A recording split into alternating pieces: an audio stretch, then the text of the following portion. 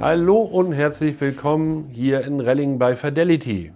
Mein lieber Kollege Erik. Mein lieber Kollege Marc. Dankeschön. Die zweite.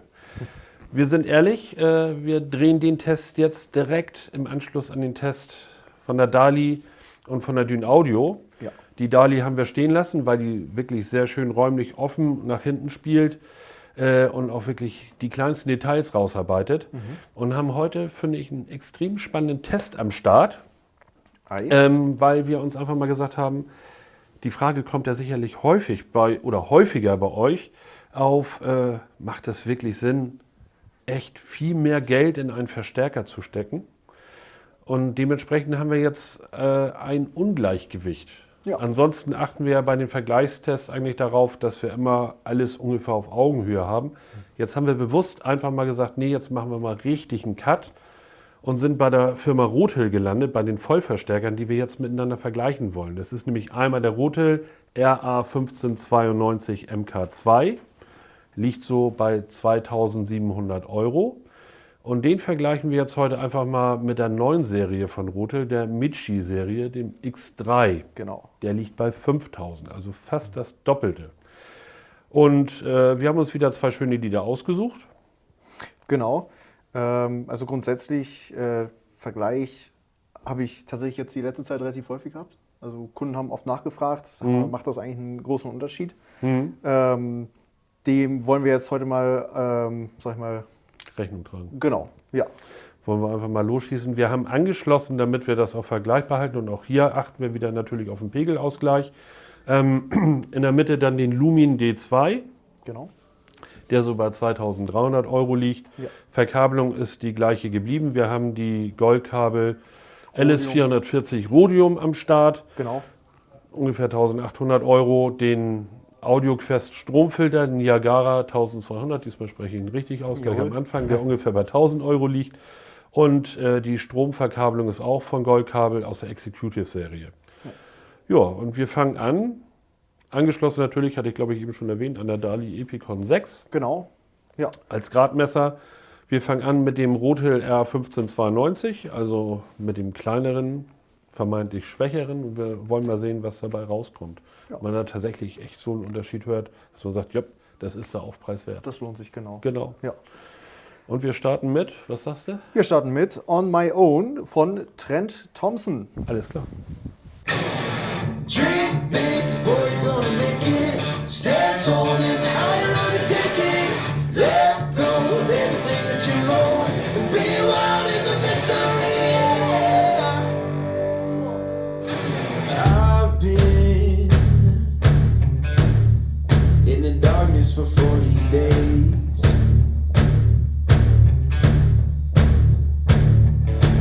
I've been searching for holy flames, a sign to light up the way. So can you help me out? Can you help me out?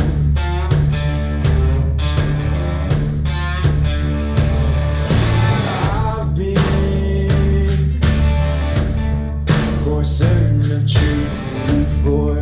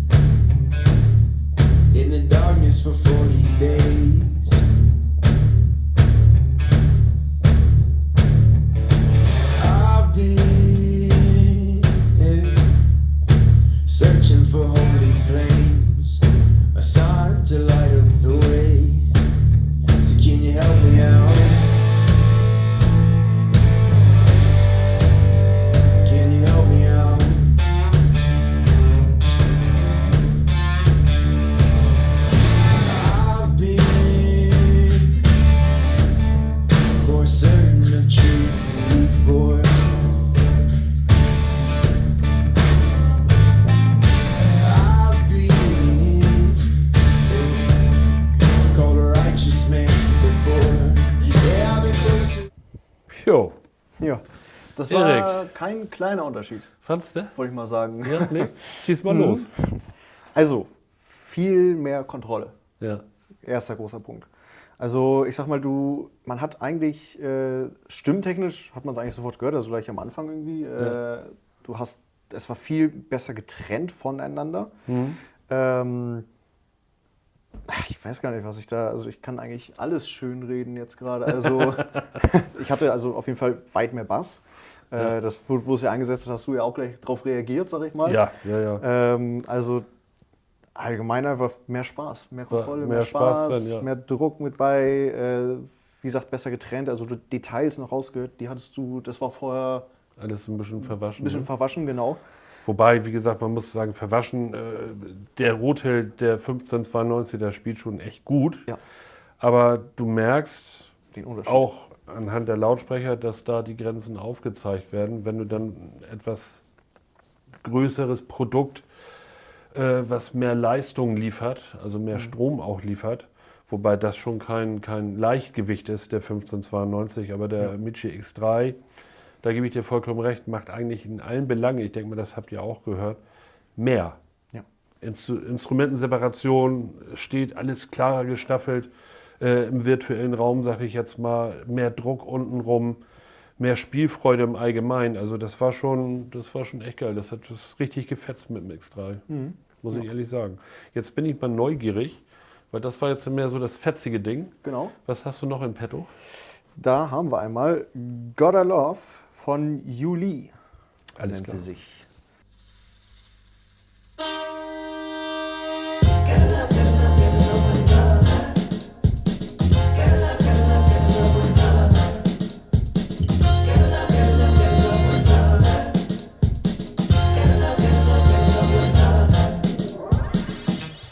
No matter what people want you to believe, don't ever turn back on your dreams. Hold in your hands, a change is near.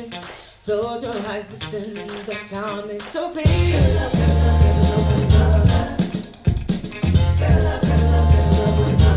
Gotta love one another.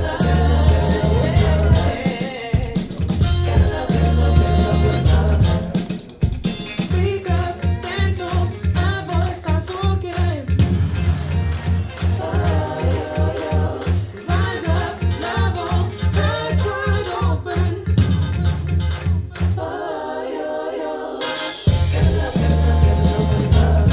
Got to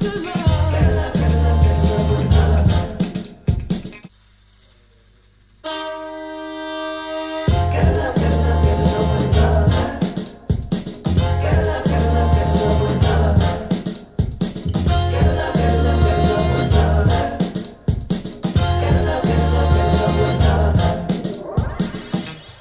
No matter what people want you to believe, don't ever turn back on your dreams. Hold in your hands, a change is near. Close your eyes, listen, the sound is so clear.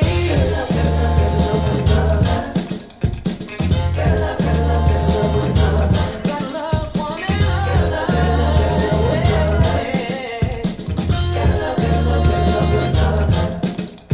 Speak up, stand tall, our voice starts spoken. Rise up, love on, heart wide open.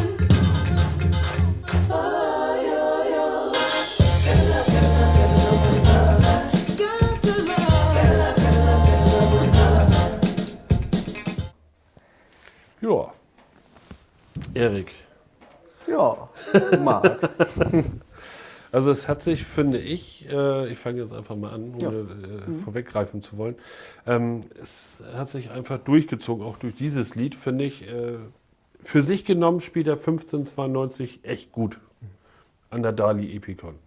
Muss ich ganz ehrlich sagen, das macht schon Spaß mit dem 1592, aber der Michi X3 macht von allem etwas mehr.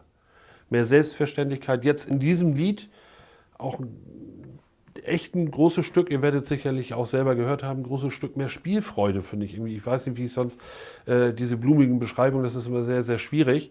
Aber ich finde so einen gewissen Tick mehr Spielfreude, mehr Drive gehabt, da hast du mehr so mitgeswingt, ja. so irgendwie. Die Auflösung war auch schön beim 1592, aber wie gesagt, beim X3, der hat von allem so einen Ticken mehr gemacht. Mehr Auflösung, mehr Detailverliebtheit, bessere Separation, mehr Schub untenrum. Ja. Also das war so das, was ich im Endeffekt als Fazit für mich ziehen kann, dass ich sage, ja, tatsächlich. Auch Ja, der passiert was. 1592 ist ja kein günstiger Verstärker. Der hat ja schon echt einen Schluppen, was der kostet. Aber ja, wenn man höher ins Regal greift, kriegt man tatsächlich auch ein bisschen mehr. Das ist so mein Fazit im Endeffekt. Wie siehst du das? Natürlich jetzt nach dem Vergleich würde ich es natürlich genauso sehen. Also es ist schon so, wie du sagst, also ich sage ja immer Kontrolle ne, vom Genau, Lautsprecher. ja, so, ist auch gut, so ein Lautsprecher will auch gebändigt werden irgendwo. Genau. Und das kriegt der X3 natürlich auch besser hin in dem Sinne. Also ich habe, wie du sagst, mehr Bass, einfach noch mal ein bisschen die Details, kommt noch ein bisschen mehr raus. Die Spielfreude ist es dann ja, wo du dann wirklich sagst, okay, ich kann jetzt mal so ein bisschen mitwippen noch ne, beim Hören. Und das ist schon, das hast du beim X3 natürlich viel, viel besser. Ja. Und das ist dann auch, diese Offenheit kommt auch noch so ein bisschen raus. Aber es macht mehr Spaß. Ja, definitiv. Das kann man so sagen. Also man kann, finde ich, so fast auch sagen, dass so ein Lautsprecher, das ist ja nun bei weitem kein günstiges Produkt, der Epicon 6. Der hervorragende Lautsprecher, haben wir ja im vorigen Test ja auch als Fazit ziehen dürfen. Ist das wirklich ein Lautsprecher, wo du sagst, okay, es macht tatsächlich Sinn? Also für viele ist es ja so, okay, was muss ich jetzt noch an Verstärker da anschließen, damit der auch richtig geil klingt? Der klingt mit einem 1592, also in der Preisklasse klingt der schon richtig gut, der Lautsprecher, aber nimmst einen größeren, Etwas größeren, genau. in diesem Fall den X3, dann kommt noch mehr bei rum. Ja. Nee, da muss man natürlich auch gucken, dass man da irgendwo den Lautsprecher an sich natürlich also ein bisschen Ausreizt, bekommt, ne? genau, richtig. Also wenn man jetzt ein Prozent eingibt, Ja. der 1592 vielleicht bei 70% und der X3 85, 90%. Ne? Ja, Da ist noch ja. sicherlich immer noch ein bisschen Luft nach oben, aber da muss man dann selber für sich entscheiden. Ne? Wie viel bin ich bereit, dann in die Elektronik zu investieren, ohne dass das Verhältnis total kippt. Und ich glaube, was man eigentlich immer sagen kann, ist, man kann natürlich nie, wenn ich jetzt sage, okay, ich habe jetzt den doppelten Preis, dann kann ich natürlich auch nicht die doppelte Leistung erwarten. Nee, das stimmt. Weil es Das kommt nimmt ja, dann prozentual ab. Genau, es kommt ja auch nicht nur darauf an, was höre ich jetzt gerade oder welchen Unterschied höre ich jetzt gerade, sondern was für einen Unterschied habe ich denn oder wie viel mehr Freude habe ich über die ganze Zeit, die ich Richtig, diesen genau. Verstärker denn habe. Genau. Oder die Lautsprecher. Genau. Also das spielt da auch schon wirklich stark mit in die Gewichtung rein. Ne? Ja, definitiv. Also, schöner Vergleich, wie ich finde. Hat Spaß gemacht. Ja. Wie immer. Wie immer, genau. In diesem Sinne, ihr Lieben, denkt dran. Daumen hoch, wäre klasse. Genau. Schreibt uns was ihr davon haltet. Genau, Grundsätzlich Kommentare. immer. Genau, ist immer erwünscht. Und dann hier, die Glocke.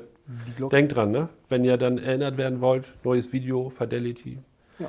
Einmal abonnieren und dann geht die Luzi ab. Genau, ein bisschen in der HiFi-Welt noch mal ein bisschen rumschwärmen, sag ich mal. Richtig, genau. Oh, So, tolle Erik, Lautsprecher. Feierabend, wa? Feierabend. Alles klar. Bis dann, Ciao, ciao. macht's Bis gut, dann. tschüss.